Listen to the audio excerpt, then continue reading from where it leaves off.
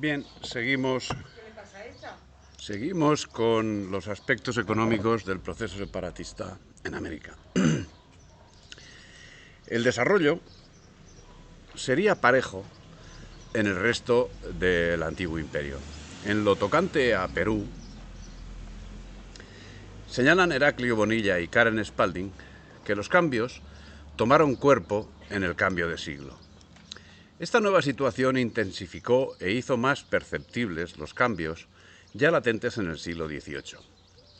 Entre estos debe mencionarse la profunda desarticulación del espacio peruano, la acentuación de la regionalización, la expansión en gran escala de los grandes dominios agrícolas, la destrucción de la producción interna, la extensión del caciquismo regional, la constitución de clientelas regionales a base de la incorporación de gran parte de la población nativa, con la consiguiente crisis de la fuerza de trabajo, y la conquista del mercado interno por los textiles británicos. Fueron estos, por otra parte, los factores mayores que generaron la perdurabilidad de la crisis interna de la economía peruana y que sustentaron la absoluta hegemonía de la economía británica. Destrucción de la producción que sería debida no solo a la paralización que pudiese provocar el estado de guerra, sino a la acción destructiva directa provocada del mismo modo que lo hiciese Wellesley en la península. Los separatistas quemaban las haciendas, mataban el ganado, destruían las herramientas de la minería, paralizaban el comercio y sumían al pueblo en la miseria. Pero es que Morillo sí acabó haciendo exactamente lo mismo como réplica, aplicando tácticas contraterroristas y asolando los pueblos que habían apoyado a los insurgentes. Curiosamente, Morillo había sido designado para el puesto en un ascenso profesional vertiginoso impuesto por el duque de Wellington. Con este aval y el de las logias masónicas y desoyendo las instrucciones del ministro de la guerra, el flamante general tenía claro su objetivo. Para subyugar a las provincias insurrectas, una sola medida: exterminarlas. Y todo para prestar un mejor servicio a Inglaterra, deseosa de encontrar núcleos de población necesitados de sus productos. De hecho, según señala Tulio Alperin Donghi, hasta 1815 Inglaterra vuelca sobre Latinoamérica un abigarrado desborde de su producción industrial. Ya en ese año los mercados latinoamericanos están abarrotados y el comienzo de la concurrencia continental y el agudizarse de la estadounidense invitan a los intereses británicos a un balance muy pesimista de esta primera etapa. Hubo, no obstante, beneficiarios. Los criollos cipayos, que vendieron la gran empresa común al objeto de beneficios materiales que, gracias a su colaboración con el invasor, obtendrían prerrogativas propias de tiranos. Los grupos de criollos que gestaron la gran traición pronto recuperaron su vinculación con el mercado mundial de la mano de Inglaterra, al tiempo que comenzó a desarrollarse una primera fase de transición al subdesarrollo que a la postre es el resultado de la dependencia que a partir de ese momento padecen los países creados tras la diáspora, y ahí permanecen 2 siglos después de la gran traición. Pero así como no podemos hablar de la hispanidad sin hablar de una unidad, tampoco podemos dejar caer sobre los hombros de las oligarquías americanas la culpabilidad de lo acaecido. Y desde luego, no sobre la Gran Bretaña, que no hacía sino cumplir con la función que llevaba siglos cumpliendo. A un perro no se le puede reprochar que muerda, ni a una cigarra que cante. Fueron las oligarquías españolas, peninsulares y americanas las responsables de lo acaecido. Inglaterra consiguió, por el momento, el mercado libre unidireccional, lo que le permitía distribuir en América sus manufacturas, cuya puerta ya había sido abierta por la Junta de Sevilla.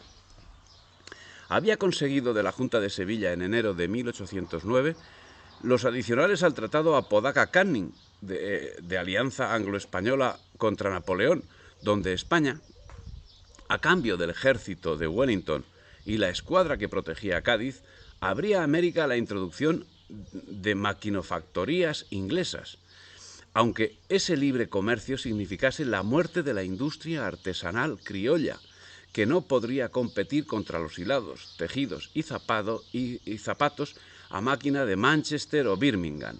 En una palabra, España entregó en 1809 la dependencia económica de América a cambio de la independencia política de la metrópoli, o de la dependencia política de Inglaterra, claro. Para cumplir lo dispuesto llegó en julio de 1809 a Buenos Aires el virrey Cisneros y abrió el puerto de Buenos Aires a los productos ingleses el 6 de noviembre. Pero Cisneros no quiso dar una franca entrada a los ingleses, como lo había pedido Mariano Moreno, abogado de los comerciantes británicos en su conocida representación, y se limitó a entornar simplemente la puerta del monopolio. Hasta se atrevió a expulsar en diciembre a los ingleses entrados sin permiso y que, aprovechando la situación, manejaban bajo cuerda la plaza mercantil. Les dio plazo hasta mayo de 1810 para irse con todas sus pertenencias. Pero en mayo de 1810 quien debió irse fue Cisneros, y los ingleses se quedaron para siempre.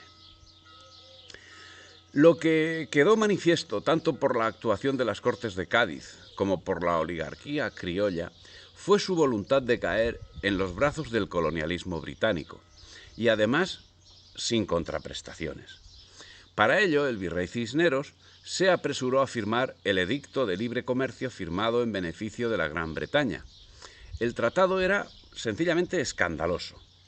12 barcos de frutos del país por la carga de un barco inglés de bagatelas importadas. Libre exportación del oro, de la plata y de todo el metálico rioplatense para pagar en dinero efectivo las chucherías manufacturadas. Pero eso sería solo el principio del gran expolio. Eric Hobsbawm señala más extremos del escándalo. En 1814, Inglaterra exportaba 4 yardas de tela de algodón por cada 3 consumidas en ella. En 1850, 13 por cada 8.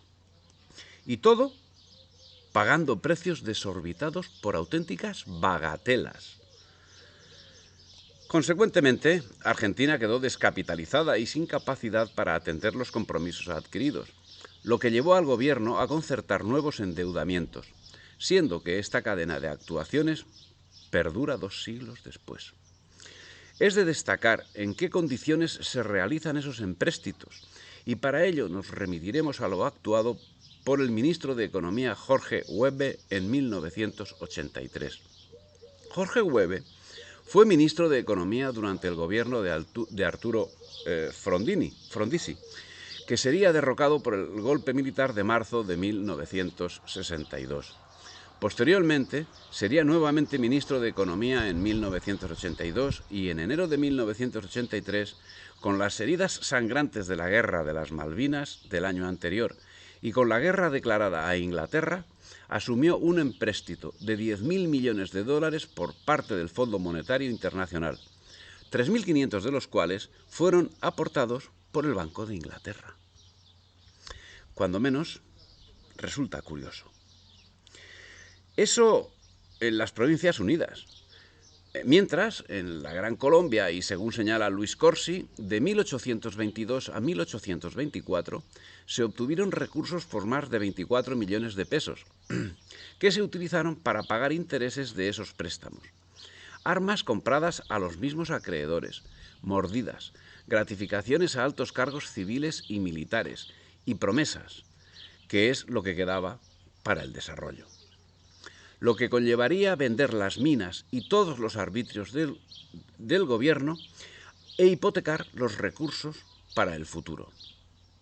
Hasta el punto que hacia 1839, en el momento de su repartición entre Nueva Granada, Venezuela y Ecuador, la suma adeudada llegaba ya a 103 millones de pesos. El 43% correspondía a intereses acumulados. En fin, las derrotas sufridas por los ingleses en el Río de la Plata los años 1806 y 1807 significaron una lección que Inglaterra aprendió correctamente. ya no intentaría la conquista militar, sino la dependencia económica, política y cultural. Y en ese sentido fueron criticados por el prócer Miranda aquellos intentos de 1806 y 1807. El propio Beresford señalaría en su informe: a menos que vayamos a darles la independencia, será mejor no acercarnos. Pero antes de la opción definitiva, el duque de Wellington aún realizaría una tercera intentona militar en 1808, que acabó siendo derivada a la península para combatir a los franceses. Si bien Wellesley, quien también había aprendido la lección del Río de la Plata, insistía: el único modo de arrancarle las colonias a la corona de España es por una revolución y con el establecimiento de un gobierno independiente dentro de ellas. Este señor fue propuesto por las Cortes de Cádiz para rey de España. De hecho, no se produjeron más intentos militares. En adelante, Inglaterra sustituirá la intervención abierta de fuerzas militares de ocupación por empréstitos, con los que obtenía resultados más satisfactorios.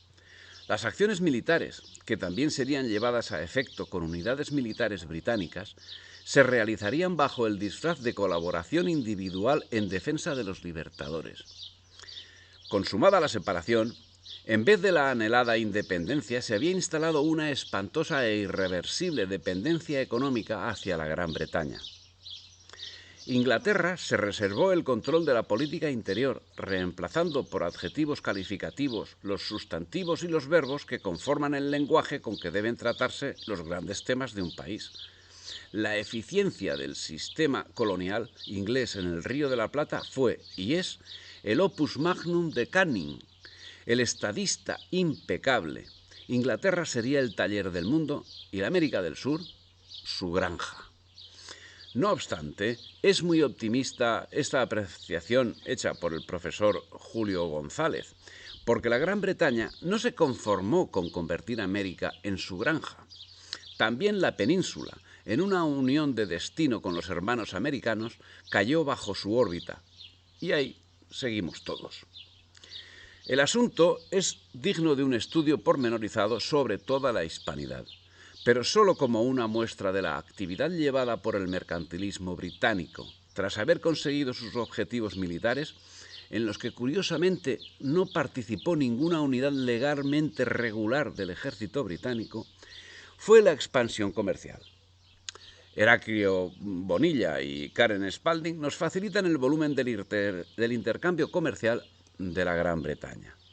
Los valores de la exportación inglesa al Perú en libras esterlinas permiten medir los ritmos de esa expansión. En 1818, 3.149 libras. En 1819, 30.000. En 1820, 39.322. En 1821, 86.329. En 1822, 111.509. En 1823, 288.292. En 1824, 401.695. En 1825, 602.709. Y así sucesivamente. Hacia 1824, cuando se silenciaron las armas en Junín y Ayacucho, en Lima había 20 casas comerciales británicas fuertemente establecidas y 16 en Arequipa. El control del mercado peruano fue suficiente para atenuar y compensar los fiascos y pérdidas considerables representadas por las inversiones tempranas de los capitales ingleses. Los préstamos británicos al indefenso Estado peruano colocaban los primeros eslabones de su posterior encadenamiento financiero. En esas mismas fechas, México y Colombia acaparaban en 1825 el 76% de los préstamos negociados en Londres, por un importe de 14 millones de libras. A pesar de lo cual, las oligarquías criollas gestoras de los mismos, inmersas en la corrupción, llegaron a poner en peligro la estabilidad del mercado financiero londinense, arrastrando a la quiebra a más de uno de dichos prestamistas. Todo lo cual provocó una grave crisis financiera internacional en 1825 que, como consecuencia, puso en entredicho a las nuevas colonias británicas, los países surgidos de la lapidación de España, incluida la colonia que perduró con ese nombre. A partir de entonces, la duda sobre la seriedad y la solvencia de los nuevos estados fue la causa de las recurrentes caídas y desvalorizaciones, y sobre todo especulación a la que quedaron expuestos los títulos de la deuda de los mismos.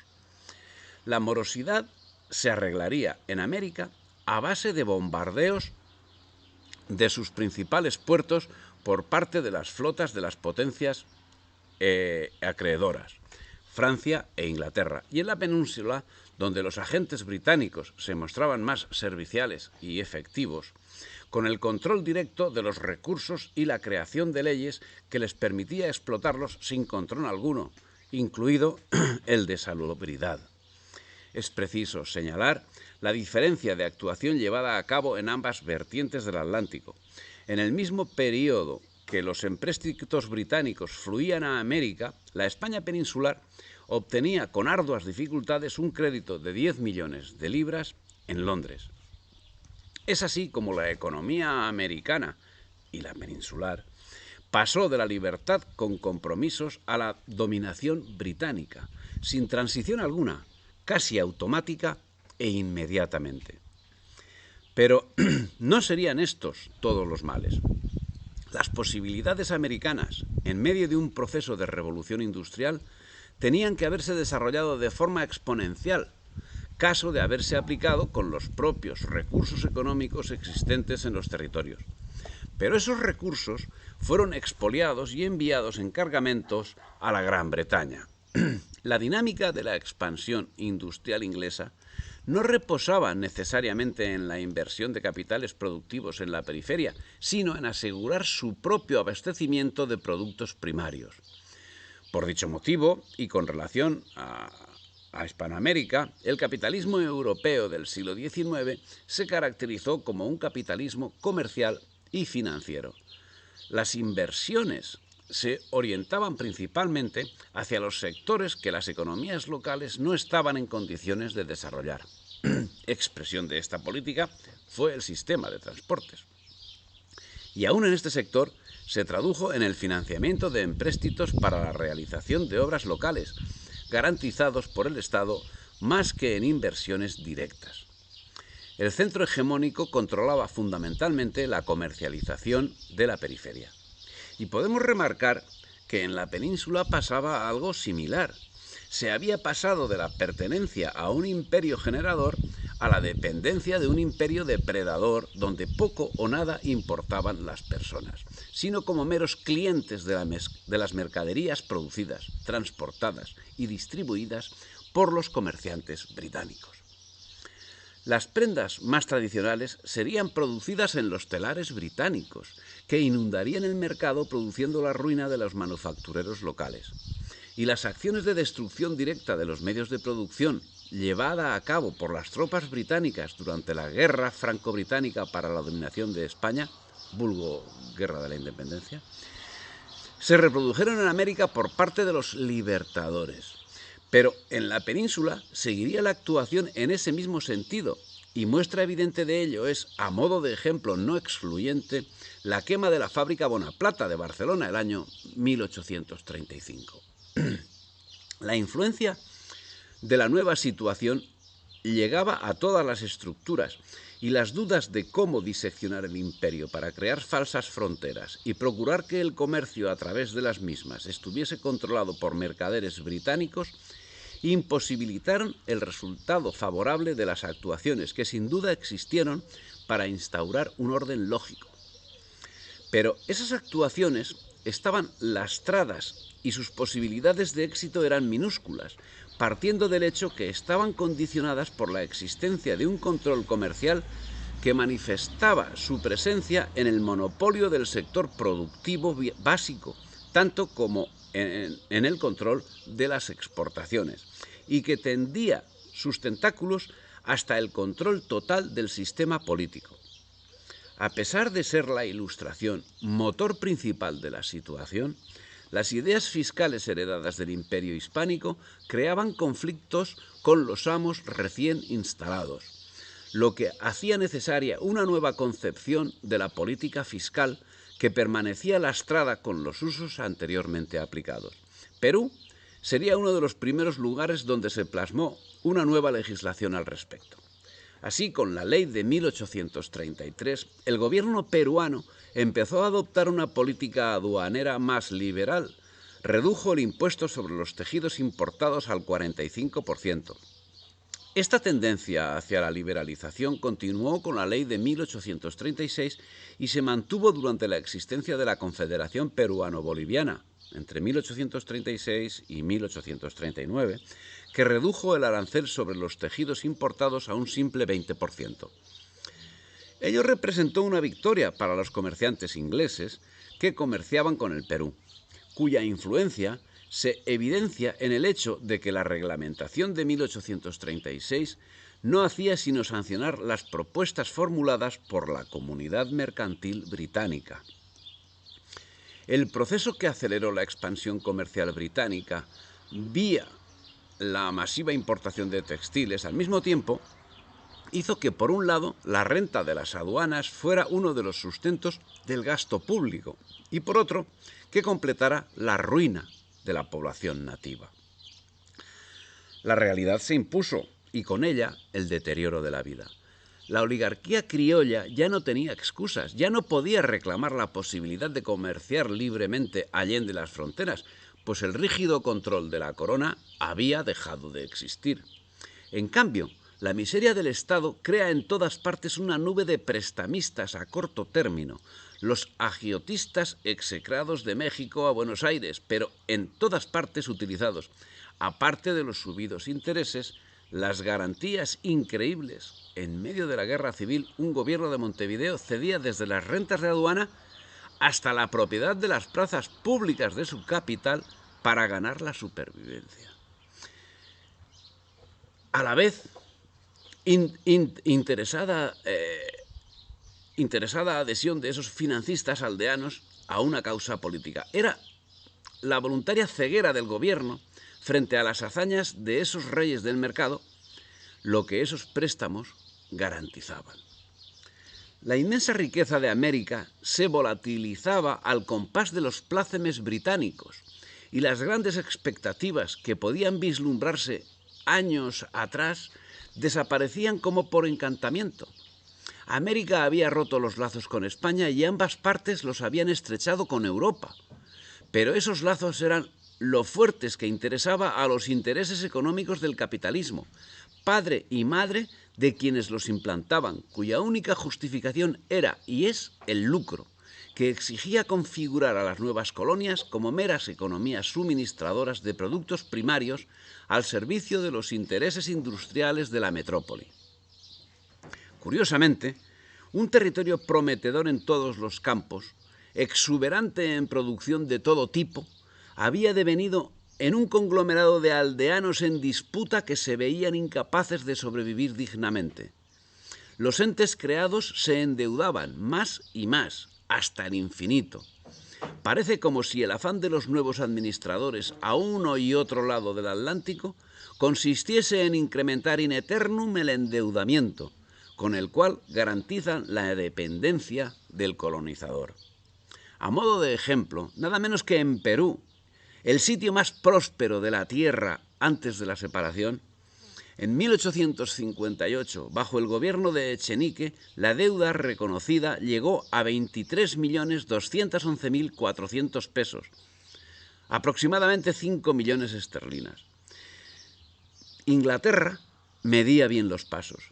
No dudaba en facilitar el crédito que fuese necesario para que sus títeres consiguiesen sus objetivos, ya que ello redundaba directísimamente en su beneficio. Por ello, y tras entregar todos los fondos existentes en los virreinatos, los primeros gobiernos criollos consiguieron financiamiento inglés para la Guerra de Liberación, pero no fueron capaces de pagar la deuda, de modo que se les cerró el crédito externo durante el resto del siglo XIX. En cada conflicto interno era frecuente que se recurriera a préstamos forzosos y a veces voluntarios, o a las requisas de reses y cosechas para alimentar a la soldadesca a cambio de bonos o vales de deuda pública que eran descontados a favor de agiojistas y banqueros con la suficiente influencia política para hacerlos valer. Toda esta debacle tiene responsables directos. Los primeros, aquellos que, vendidos a intereses extranjeros, presentaron la cuestión como un acto de liberación de España. Los primeros también, aquellos que desde Madrid o desde Cádiz remaron en esa misma dirección, alguno de cuyos nombres será expuesto a lo largo del presente trabajo. Y finalmente, en este caso, comprendiendo su actuación, el Imperio Británico, el cual hizo los esfuerzos oportunos para combatir a su enemigo principal y obtuvo un éxito rotundo. Entre otros que sirvieron a los intereses comerciales británicos durante los primeros 30 años de la independencia encontramos a Thomas Manning, John Foster, Jonas Clinton y Walter Bridge en Nicaragua, William Burchard, Richard McNally, Frederick L'Esperance, William Kilgour y Robert Parker, que operaron con menor éxito en El Salvador, y Peter Samuel Schaeffer en la costa de los Misquitos. Los hermanos Schaeffer recibieron una dotación de tierra del rey de los Misquitos como pago por unos cuantos cajones de whisky y rollos de calicó lustroso de algodón. Las importaciones centroamericanas reflejaban sus estrechos lazos con el comercio británico. Ya en 1860, casi el 60% de las importaciones guatemaltecas llegaban vía la colonia de Belice, mientras que otro 20% llegaba directamente desde la Gran Bretaña. Y es solo un ejemplo, ya que Inglaterra, con los recursos, capital, flota y contactos con Europa de que disponía, asumieron el papel mercantil que la inexistencia de ellos dejaba abierta de par en par, la puerta que permitía el acceso a quien tuviese la astucia y los medios para hacerlo. Si eso sucedía en Centroamérica, no era menor el efecto en Suramérica, donde la importación de productos de uso común fabricados en Inglaterra con materiales de segunda o tercera categoría desplazaba por precio los productos manufacturados y daba al traste con la industria local, al tiempo que segmentaba el territorio creando fronteras políticas entre los lugares de producción y los lugares de consumo, mientras se garantizaba el control del tráfico comercial entre los mismos. Esta situación llegó a colapsar los mercados de Chile y el Alto Perú, así como sumieron en la depresión la economía bonaerense. La dependencia de la Gran Bretaña en todos los campos pesaba, y sigue pesando, como una losa sobre la actividad económica, de forma que en el último cuarto del siglo XIX Perú era un estado quebrado y hasta la fecha no ha salido de esa situación. Perú, una de las joyas de la corona. La situación existente en el mercado monetario de Londres hacía imposible que el gobierno peruano pudiese continuar la anterior política de empréstitos, circunstancia que se agravó aún más cuando en 1874 Dreyfus anunció que solo atendería el pago de las obligaciones anteriores hasta fines de 1875. Los desesperados esfuerzos del gobierno peruano para encontrar un sustituto a Dreyfus a través de acuerdos comerciales firmados en 1876 con la Société Générale de París y la Peruvian Guano fueron finalmente infructuosos. En 1876, una vez más, el Estado peruano hizo bancarrota financiera, encontrándose en la imposibilidad de suscribir nuevos empréstitos externos y de hacer frente al pago de los anteriores. Y los únicos argumentos de quienes estuvieron y están implicados en la permanente bancarrota siguen centrándose en que España se llevó el oro de América, extremo que, caso de haber sido cierto, que no lo fue, no hubiese sido sino un reflejo de lo que tras 1820 sí llevó a cabo la Gran Bretaña. Podemos seguir relatando los pormenores de la penetración británica en todos y cada uno de los territorios. Vamos a seguir desgranando algunos de los casos de la mano de Leslie Bethel. La penetración inglesa en Bolivia, al igual que en el resto de América Latina, tuvo lugar de dos maneras. La primera se dio en la coyuntura de la independencia mediante la exportación de mercancías y el rápido control de los mercados. La segunda, más tardía, mediante la exportación de capitales, principalmente bajo la forma de inversiones directas o préstamos. Aquí es importante subrayar un hecho específico. En 1826, el valor de las exportaciones bolivianas ascendía a 722.750 libras esterlinas. El oro y la plata constituían su principal rubro de exportación y a continuación, muy lejos, estaban la quina y el estaño. Por otra parte, las importaciones bolivianas en 1826 ascendieron a 637.407 libras esterlinas. Estas mercancías se introducían por el puerto de Buenos Aires, un tercio, y sobre todo por el de Arica, los otros 2 tercios. De este total, cerca de un 70% correspondía a las importaciones procedentes de Gran Bretaña, que básicamente consistían en telas. Hacia 1860, los principales yacimientos mineros del altiplano estaban concentrados en manos de una nueva élite procedente sobre todo de los comerciantes y hacendados de Cochabamba. Por ejemplo, la familia Aramayo controlaba las empresas Real Socavón de Potosí, Antequera y Carguaicollo. Aniceto Arce era el jefe de la compañía Huanchaca, mientras que Gregorio Pacheco era el propietario de los más importantes intereses mineros de Guadalupe. Pero estos propietarios, a su vez, dependían estrechamente del capital extranjero que controlaba la comercialización y proporcionaba los inputs. Esta independencia terminó en una subordinación completa en los momentos de crisis. En toda América se observaba un gran cambio tras haber roto los lazos con España. En lo tocante a América Central, hasta el tercer cuarto del siglo XIX, la situación fue dramática. Los conflictos internos, la guerra civil, el intervencionismo de aventureros usenses sembraron una inestabilidad que aún hoy perdura. El estancamiento económico, la separación y enfrentamiento entre clases sociales, el descontrol político y la anarquía fueron el aporte esencial de una independencia de España impuesta por quienes ahora demostraban quiénes eran los amos. La tranquilidad y estabilidad que gozaba en el seno de la corona española sencillamente desapareció. Y en vez de ser la región próspera que su situación aseguraba, se convirtió en un mosaico de pequeñas e inviables republiquetas que acabarían vendiendo contractualmente la independencia de la que, de hecho, carecían. ¿Y qué sucedía en otros lugares? En 1825, Bolivia había roto con España. En ese momento contaba con 1.100.000 habitantes, de los cuales 800.000 eran indios, 200.000 blancos, 100.000 mestizos o cholos, 4.700 negros esclavos y 2.300 negros libres. El quechua y el aymara eran las lenguas de la inmensa mayoría. En el terreno económico, la producción de plata en los 5 años siguientes de la independencia se redujo en un 30% con relación a los últimos 10 años de pertenencia a la corona española. Como consecuencia del abandono de las labores de minería, a causa de las medidas tomadas por el gobierno, el cual pasaba a ser el único comprador legal de la misma.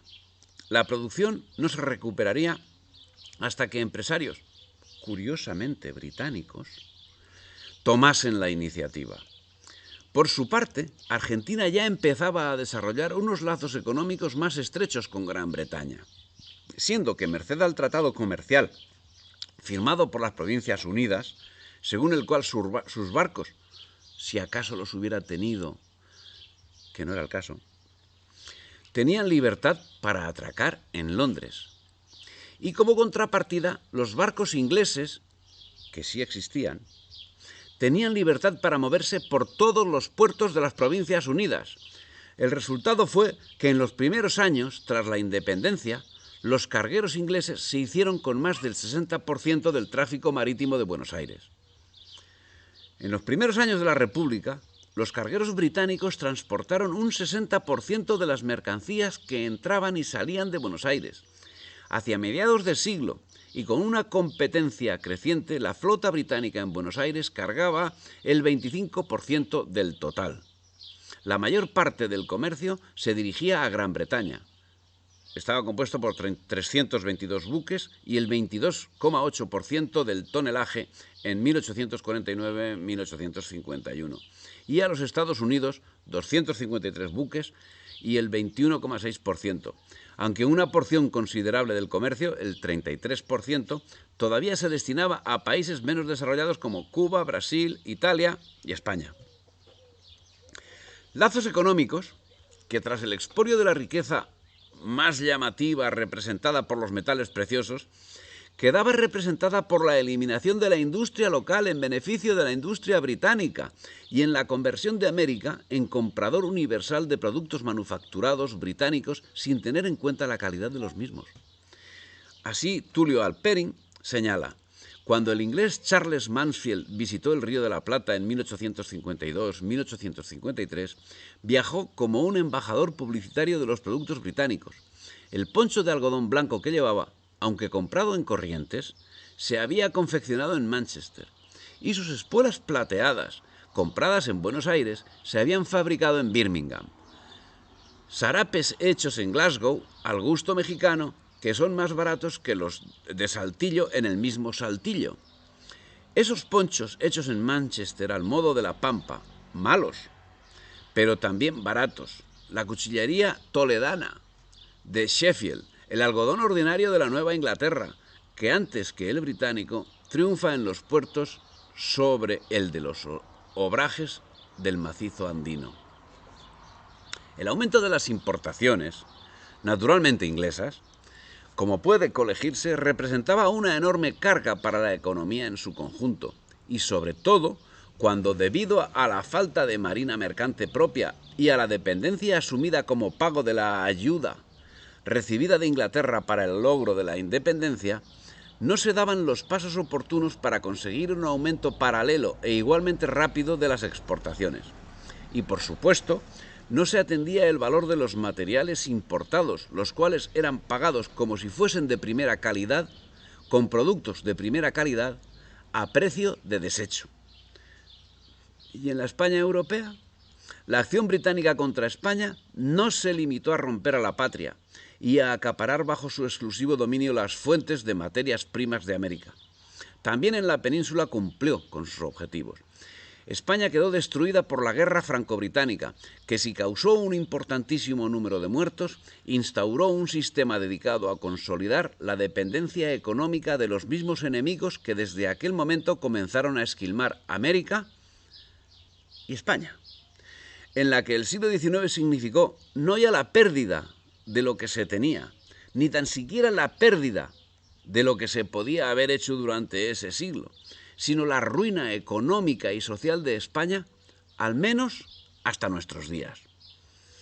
Cuando la industria moderna se estaba instaurando, esa dependencia forzó la paralización de la misma en España, mientras en Europa los altos hornos se multiplicaban y la aplicación de tecnología a los distintos medios de producción se generalizaba.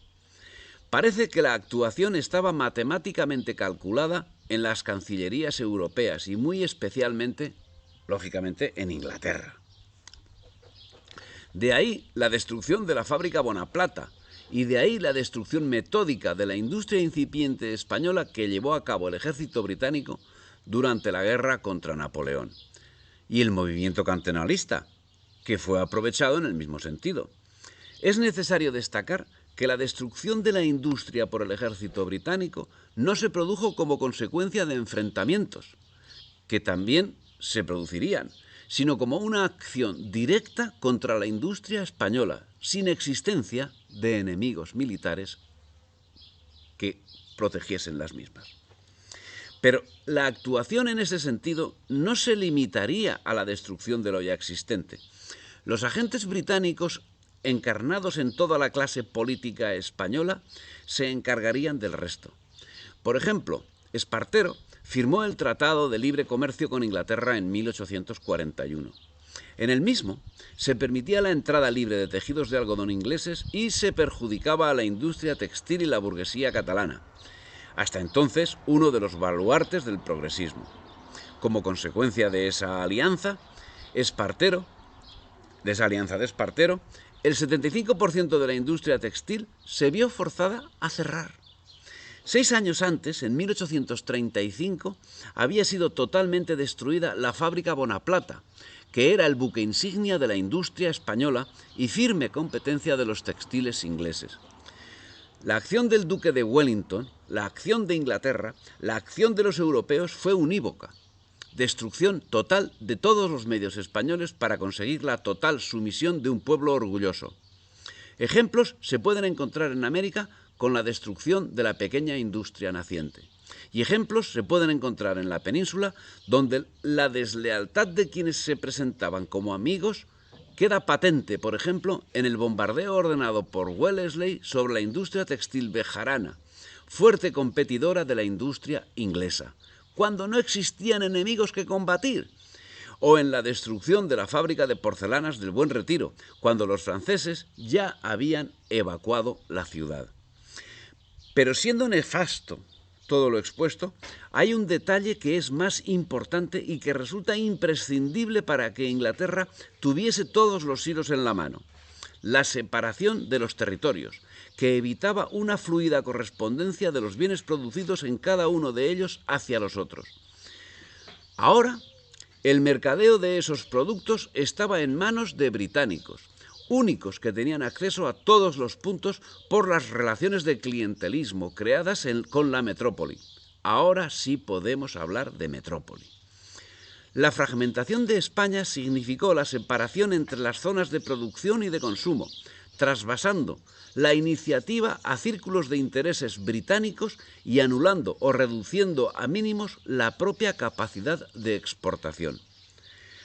Aun en zonas que habían conservado el ritmo de la exportación más rápido que el de producción, podía llevar al mismo resultado. Así ocurría en Chile, luego de la dependencia, productor de plata y de oro. El nuevo país no podía conservar la masa de moneda, sin embargo, tan reducida, necesaria para los cambios internos. La situación creada por la separación era campo abonado para la actuación de los aventureros de baja estopa y para el enfrentamiento entre ellos. Pero estaba claro que Inglaterra no dejaría perder el control de la situación que tan generosamente le había sido proveído por sus agentes, los conocidos como libertadores. Ciertamente, Inglaterra se vería obligada a ceder algunas parcelas a la acción de sus aliados. Así, las actuaciones en Centroamérica, muy concretamente en Panamá, serían cedidas a los Estados Unidos, y en otras zonas, como en Chile, la beneficiaria sería Francia. Entre los carroñeros se estaba produciendo una lucha frenética por obtener la mejor tajada, pero la experiencia es un grado. Así, Inglaterra se preocupó de consolidar los intereses de sus súbditos, que a poco de la separación se produjo en América, lo que la llevó a hacer firmar un rosario de tratados de amistad, comercio y navegación con cada uno de los estados en que había dividido los virreinatos, en los que quedaban reconocidos los privilegios a que se hacía acreedora como principal responsable de la situación de la que la oligarquía criolla se creía o se presentaba como dirigente. Justo esos tratados, que con las preceptivas modificaciones y actualizaciones siguen vigentes hoy, son los medios de dominación utilizados, gestionados por las nuevas generaciones de agentes y por las instituciones crediticias de ámbito mundial. Unos tratados de amistad y comercio que hacen ruborizar a quien se toma la molestia de leerlos.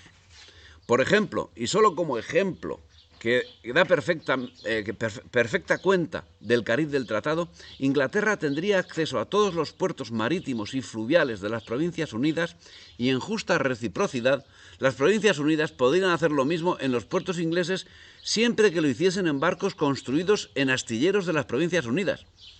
Claro, da la casualidad que en esos momentos las Provincias Unidas carecían de embarcaciones y los astilleros, tras la guerra, estaban por desarrollar. Con una particularidad, que cuando comenzasen a desarrollarse, lo harían bajo la órbita inglesa. Pero no se acaba en las Provincias Unidas esa actividad, sino que se extiende a lo largo de todo el continente. Así, el ministro británico Ward señala: el México independiente deberá seguir importando más que el colonial, puesto que su producción artesanal textil no puede competir con la importada. Un México que a principios del siglo XVIII se autoabastecía de productos textiles y que contaba con un núcleo productivo en Puebla con una tradición de siglos. Con la intervención británica, todos los inconvenientes que pudiese tener el sistema iban a desaparecer ante la inundación de productos confeccionados en Inglaterra y la eliminación de la producción propia. En este mismo orden, cuando los movimientos separatistas comenzaron a sentirse en Perú, hubo una gran algazara entre los industriales ingleses, al entrever que el decurso de los acontecimientos les reportaría sensibles beneficios, pues les abriría las puertas para invertir sus capitales en los legendarios yacimientos auríferos. En los años inmediatamente posteriores a la independencia se crearon 5 compañías con el propósito específico de dedicarse a esta actividad: la Chilean and Peruvian Association,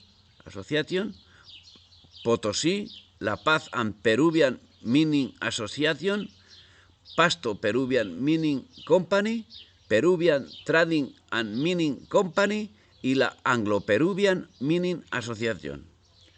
Las 4 primeras contaban con un capital de 1 millón de libras esterlinas y la última con 600.000. Nada que, a la postre, no se reprodujese en la misma medida en la España europea. Esta ayuda británica, además de los enfrentamientos entre los pueblos hermanos, consiguió la total sumisión de todos ellos. Así, por ejemplo, sucedió en Perú. Hasta la guerra con Chile en 1879, la exportación del capital normalmente se realizó bajo préstamos a largo plazo al gobierno peruano. El primero fue decidido por San Martín, agente británico, en 1822. Sus enviados especiales, Juan García del Río y el general Diego de Paroissien, obtuvieron de la casa Thomas Kinder un empréstito por 1.200.000 libras esterlinas. Se fijó un interés del 6%, una comisión del 2%, el precio de los bonos al 75% y un plazo de amortización de 30 años. La garantía de este empréstito estuvo constituida por las rentas de las aduanas y de la producción de la plata. 2 años más tarde, Bolívar, agente británico, comisionó a Juan París para levantar un nuevo empréstito por 616.000 libras esterlinas, con un interés del 6% y un precio del 68%. De este monto, la suma efectivamente recibida por el Perú fue solamente de 200.385 libras esterlinas, aunque quedaba obligado a devolver el monto del empréstito nominal. Estos empréstitos se gastaron básicamente en el mantenimiento del ejército extranjero que colaboró en las campañas por la independencia. O sea, volvió a manos de Inglaterra a través del ejército. El estancamiento de la economía peruana no permitió al gobierno atender la deuda exterior a partir de 1825. Como consecuencia de esta insolvencia, el primer país productor mundial de oro se encontró en situación de quiebra. En 1848, los intereses acumulados ascendían a 2.564.532 libras esterlinas, es decir, que el monto global de la deuda era entonces de 4.380.530 libras esterlinas. Hacia 1872, pues, el Perú tenía una deuda extranjera de cerca de 35 millones de libras esterlinas que producían una carga de amortización anual de 2,5 millones de la misma moneda. Evidentemente, no fue solo Perú. Desde que se completó la destrucción del Reino de las Españas, comenzaron a sucederse las crisis económicas a uno y otro lado del Atlántico, con las consiguientes suspensiones de pagos. La primera crisis no se hizo esperar mucho. Es a partir de 1826 cuando las naciones libres americanas producen una cadena de suspensiones de pagos, crisis que se prolonga durante más de 2 décadas, cuando cierta estabilidad se impone y se mantiene hasta mediados de los años 70, cuando 11 naciones independientes se ven nuevamente en la necesidad de llevar a cabo la misma medida, que de nuevo se reproduce en los años 30 del siglo XX. Y en 1982 se vuelve a producir algo similar. Y en la actualidad solo hay que enterarse de las noticias diarias. Se sigue cumpliendo al dedillo el Plan Maitland. El historiador contemporáneo quiteño Francisco Núñez Proaño nos señala qué pasó en Quito en el inicio del proceso de destrucción nacional. Sin dilaciones, dice, la industria quiteña había sido arruinada a lo largo del proceso de la guerra civil entre 1809 y 1824. Curiosamente, siguiendo los planes del mentado plan inglés de humillar a España, Quito perdió su principal industria por razones fuera de su control. Los métodos tradicionales de producción y de transporte cayeron víctimas de la política liberal de intercambio transatlántico. Señalaría el investigador histórico Robson Brine-Stier, los datos de las exportaciones lo revelan. Desde 1768, estas se redujeron en un 64%. Los astilleros de Guayaquil, floreciente durante los 2 siglos anteriores, producían en 1822 un tonelaje inferior en 2/3 a su mejor periodo. Las armerías de la Tacunga, cuya calidad de pólvora tanto admiraba a Humboldt, y los obrajes de Otavalo no son más que sombras de lo que fueron hacía solo 40 años. Las exportaciones comenzaron a limitarse a productos de tipo agrícola y comenzaba la expansión del comercio inglés en Quito y toda Suramérica. La primera globalización económica representaba. Las poderosas factorías británicas se encontraban paradójicamente necesitadas de conquistar el mundo para poder subsistir, consecuencia del capitalismo y de la ética protestante, que veía en el lucro el signo de predestinación. La economía debe subordinarse a la política, pero para la mentalidad moderna y capitalista, la política debe someterse a la economía. La ayuda de la gran gerencia de las compañías comerciales anglosajonas, también conocida como Corona Británica, al prestar apoyo indispensable a la secesión o independencia, intentaba no solo acabar con la geopolítica hispana, sino y sobre todo alcanzar la hegemonía económica en el continente americano primero y en el mundo después. Evidentemente, para la complementación del Plan Maitland se hacía necesario que toda esta situación estuviese muñida por los agentes británicos, gracias a cuya labor de Zappa, desde los primeros años de la independencia, fue instaurándose un sistema comercial regulado conforme a las instrucciones emanadas de Inglaterra, que lo respaldaba con una serie de tratados comerciales impuestos a las oligarquías gobernantes sin posibilidad de que éstas los pudiesen negociar como condición para que Inglaterra reconociese el hecho de su independencia. Tratados comerciales que ya habían sido previstos en los memorandos de Maitland, el cual destacaba sobre ellos los efectos beneficiosos que produciría a la Gran Bretaña. Desde un punto de vista comercial, esto no solo vertería sobre Inglaterra la masa de mercancías producidas y acumuladas en aquellos ricos territorios, sino que abriría una fuente de exportaciones para las manufacturas británicas tan extensa como beneficiosa. Con la posesión de Buenos Aires, además de abastecer inmediatamente a todas las colonias españolas de este lado, infaliblemente nos abriríamos a una vía directa hacia todos los asentamientos portugueses en Sudamérica. El objetivo ulterior de alentar la declaración de independencia por parte de esas colonias debe ser materia de posterior consideración, pues al presente no tenemos información para adentrarnos en eso, ni base sólida para formarnos un juicio cuidadoso.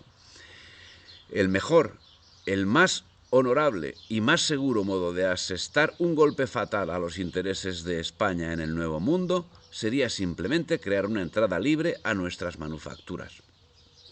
En el memorando definitivo, Maitland señala que en el primero se limitó a planear la mera obtención de un beneficio temporario, aunque considerable, y decliné entrar en la consideración de un proceso más amplio que tuviera como objetivo la emancipación de esas inmensas y valiosas posesiones y la apertura de una fuente de permanente e incalculable beneficio para nosotros, para ellos, para los ingleses. Resultando de inducir a los habitantes de los nuevos países a abrir sus puertos y recibir nuestras manufacturas de Gran Bretaña y de la India.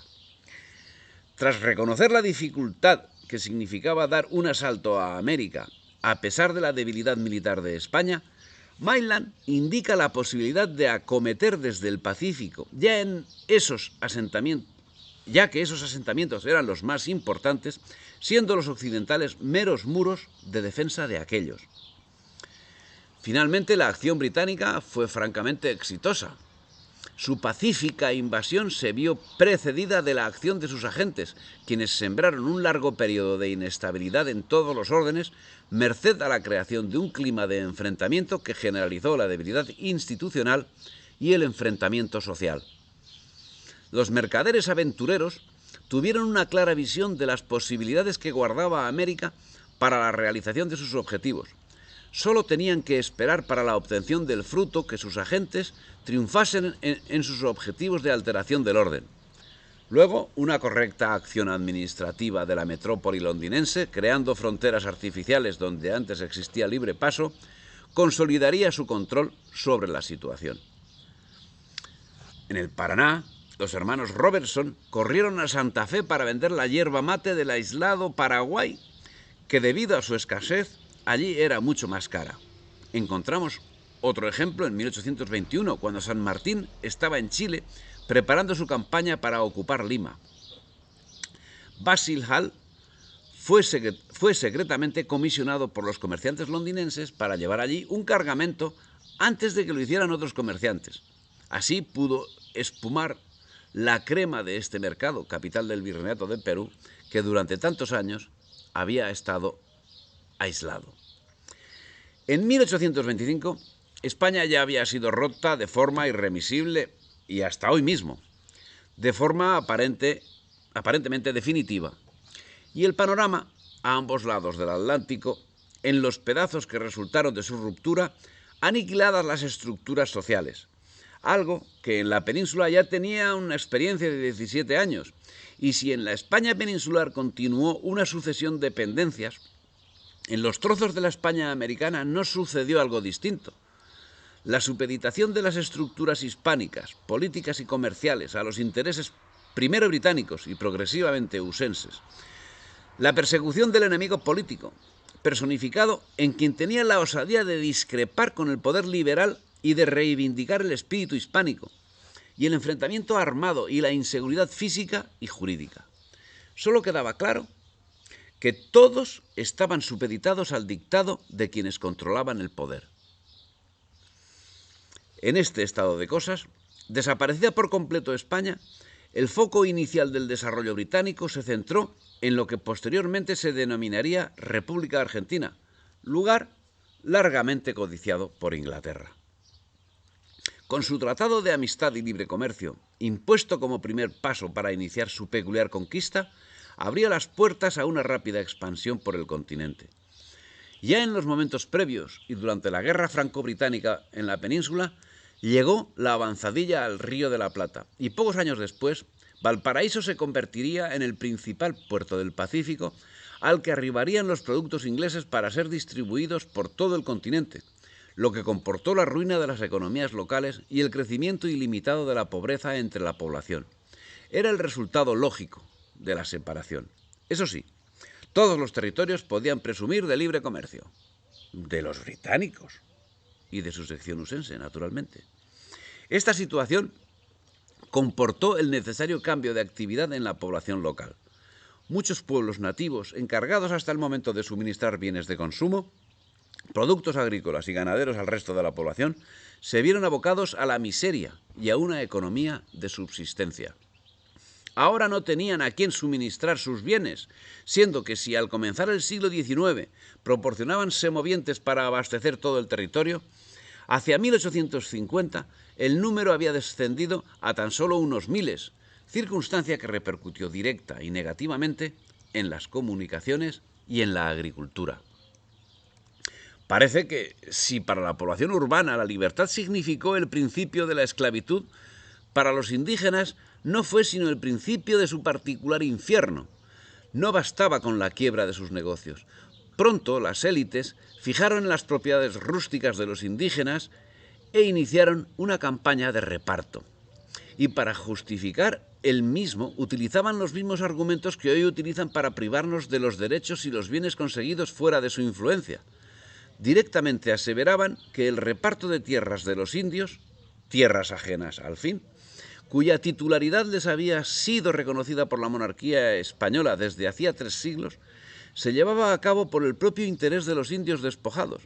Vamos, que los terratenientes criollos que irremisiblemente se iban haciendo con ellas como pago británico por su participación en la conquista, hacían un gran sacrificio por la comunidad.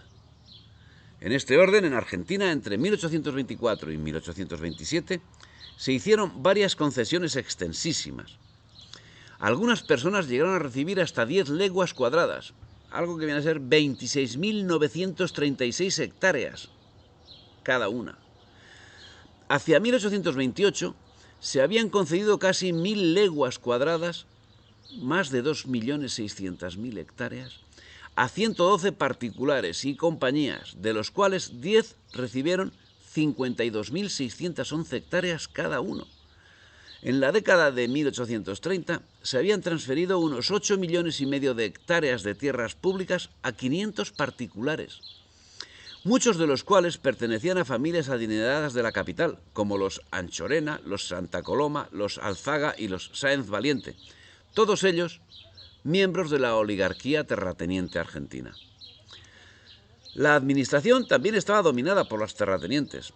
Juan Terrero, el consejero económico de Rosas, poseía 42 leguas cuadradas y dejó una fortuna de 53 millones de pesos. Ángel Pacheco, el principal general de Rosas, poseía 75 leguas cuadradas de tierra. Felipe Arana, ministro de Asuntos Exteriores, poseía 42. Incluso Vicente López, poeta, diputado y presidente del Tribunal Superior, tenía una propiedad de 12 leguas cuadradas. Pero los terratenientes más importantes de la provincia eran los Anchorena, primos de Rosas y sus consejeros más allegados. Sus diferentes posesiones totalizaban 306 leguas cuadradas, 824.241 hectáreas. En cuanto a Rosas, cabe decir que en 1830, de entre un grupo de unos 17 propietarios que tenían propiedades de más de 50 leguas cuadradas, ocupaba la 10ª posición, poseyendo 70 leguas cuadradas, es decir, 188.552 hectáreas. Hacia 1852, según la estimación oficial de sus propiedades, Rosas había acumulado 136 leguas cuadradas, 366.329 hectáreas. Pero esa actuación, al fin, no era nueva. Lo que se hacía en 1824 en Argentina se había ensayado 7 años antes en Venezuela, con los territorios de los desadeptos al Libertador, mayoritariamente compuestos por pequeños propietarios, que finalmente quedaron aglutinadas en manos de unos pocos mediante una acción que habrá quien confunda con expolio puro y duro. Generales como Montilla se hicieron con 250.000 fanegadas y Páez, conforme relata Luis Corsi, se vanagloriaba de haber adquirido un importante patrimonio. Fincas que abarcaban 40 leguas de circunferencia con 12.000 cabezas de ganado, mediante desembolso de solo $9.000, es decir, pesos al cambio del momento. Manifiestamente, Inglaterra se conformaba con el control económico. La tierra la dejaba para sus colaboradores locales, claro reflejo de lo que también había sucedido en Inglaterra, donde todavía en 1973 el 50% de la propiedad rústica estaba en manos de un exiguo 5% de la población. Pero eso sería de momento.